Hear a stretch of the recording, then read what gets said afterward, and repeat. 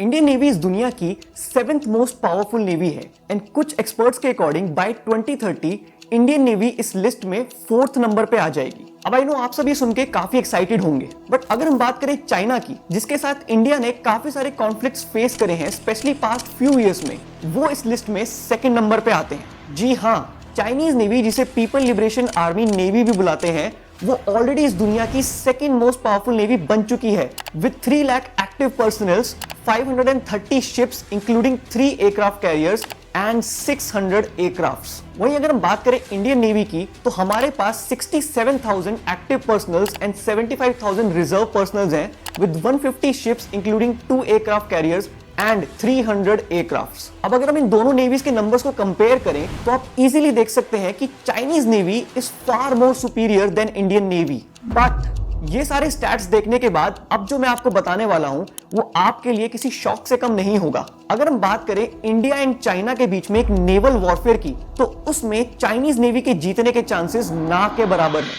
इस वीडियो में हम जानेंगे कि इंडियन नेवी के पास वो एग्जैक्टली क्या एडवांटेजेस हैं जो हमें इस दुनिया की 2nd मोस्ट पावरफुल नेवी के आगे भी एक विनर बनाता है। अब पहले ये समझते हैं कि इंडिया एंड चाइना के बीच में नेवल वॉरफेयर के चांसेस बन ही क्यों रहे हैं। लास्ट 2 डिकेड्स में चाइना ने इंडियन ओशन रीजन में अपनी एक्टिविटीज सिग्निफिकेंटली बढ़ा दी हैं। इसके पीछे कुछ इंपॉर्टेंट रीजंस हैं, जैसे चाइना इस दुनिया का सबसे बड़ा ऑयल कंज्यूमर एंड इंपोर्टर है एंड चाइना का more than 80% oil Indian Ocean region and Malacca strait के थ्रू ही आता है। इस रूट के बारे में हम वीडियो में आगे जाके थोड़ा डिटेल में समझेंगे। ऑयल के अलावा China Europe, middle east and Africa से अपना 95% ट्रेड इंडियन ओशन रीजन के थ्रू ही करता है। किसी भी कंट्री के लिए उनका वर्स्ट नाइटमेयर होता है कि वॉर टाइम्स में उनका ट्रेड रूट ही बंद कर दिया जाए या उसे इनएक्सेसिबल बना दिया जाए।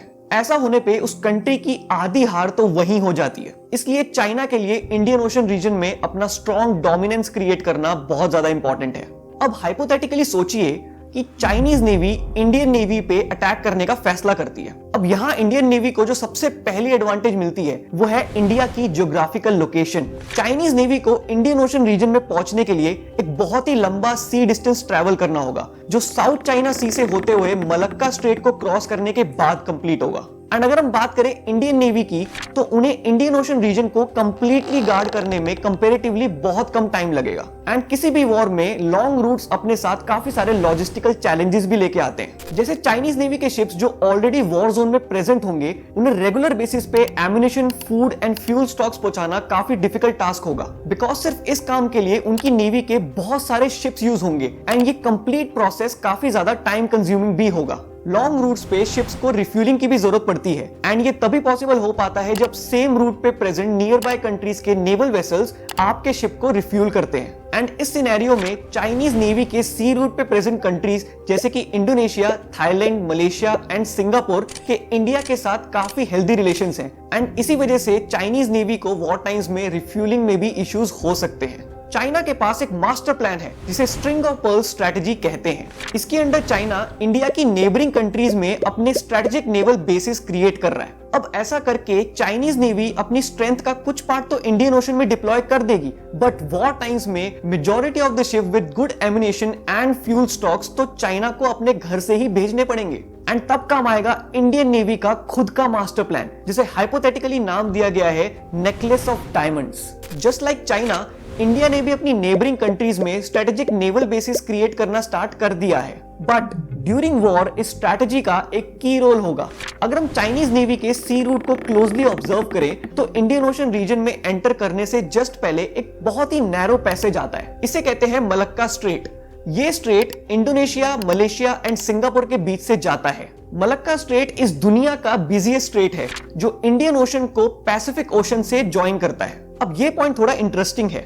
इस स्ट्रेट के एक एंड पे आता है सिंगापुर का चंगी नेवल बेस एंड दूसरे एंड पे आता है इंडोनेशिया का Sabang port. And you might have guessed it by now, Indian navy को इन दोनों पोर्ट्स को एक्सेस करने का राइट मिल चुका है। So in case of war, Indian navy इन दोनों कंट्रीज की हेल्प से मलक्का स्ट्रेट को चाइनीज नेवी के लिए कंप्लीटली ब्लॉक कर सकती है एंड चाइनीज नेवी को थोड़े टाइम के लिए ही सही, बट इंडियन ओशन रीजन में एंटर करने से रोक सकती है। आपको याद है इस वीडियो की स्टार्टिंग में मैंने चाइनीज नेवी के मैसिव नंबर्स आपको बताए थे, बट अगर मैं आपसे कहूं कि ये सारे नंबर्स मिसलीडिंग है तो इसका मतलब यह है कि चाइनीज नेवी चाहते हुए भी इंडियन नेवी के अगेंस्ट कभी अपनी कंप्लीट नेवल पावर यूज नहीं कर सकती। इसका सबसे मेन रीजन है चाइना के ईस्ट साइड पे जापान एंड यूएस जैसी पावरफुल नेवीज का होना। ये दोनों ही कंट्रीज इंडिया के साथ क्वाड ग्रुप के मेंबर्स हैं, जिसके अंडर ये कंट्रीज एक दूसरे के सिलेक्टेड नेवल बेसिस को लॉजिस्टिकल हेल्प के लिए एक्सेस कर सकती हैं। चाइनीज नेवी के लिए इंडियन ओशन रीजन हमेशा उनका एक सेकेंडरी थिएटर ऑफ वॉर रहेगा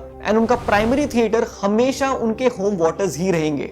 अब आई एम नॉट सेइंग कि इस चीज की फुल गारंटी है कि यूएस एंड जापान की नेवीज इंडिया की हेल्प के लिए आएंगे, बट स्टिल चाइनीज नेवी अपनी नेवी का एक बड़ा part possible US Japan naval attack से खुद को सेफगार्ड करने के लिए अपने होम वाटर्स में डिप्लॉयड रखेंगे। बट इंडियन नेवी के लिए यह सिनेरियो एकदम अपोजिट होगा, बिकॉज इंडियन ओशन रीजन में चाइनीज नेवी के अलावा इंडियन नेवी के लिए और कोई मैसिव थ्रेट नहीं होगा। मैसिव थ्रेट की बात करी मैंने, गलत बात। एंड क्योंकि इंडियन नेवी अपने होम वाटर्स के पास लड़ रहे होंगे, तो उनके लिए ना सिर्फ अपनी कंप्लीट नेवल पावर को यूज करना पॉसिबल होगा, बल्कि एयरफोर्स की हेल्प से वो इंडियन ओशन रीजन को एक स्ट्रॉन्ग डोमिनेंस के साथ सेफगार्ड कर सकते हैं। With this we come to the end of a video. अगर आपको ऐसी कोई वॉरफेयर टैक्टिक्स या फिर डिफेंस से रिलेटेड कोई टॉपिक पे वीडियो चाहिए तो उसे कमेंट सेक्शन में लिख के जरूर बताएं एंड हम पूरी कोशिश करेंगे उसके ऊपर एक वीडियो बनाने की। इसी के साथ this is Shubham Kaushik signing off. जय हिंद।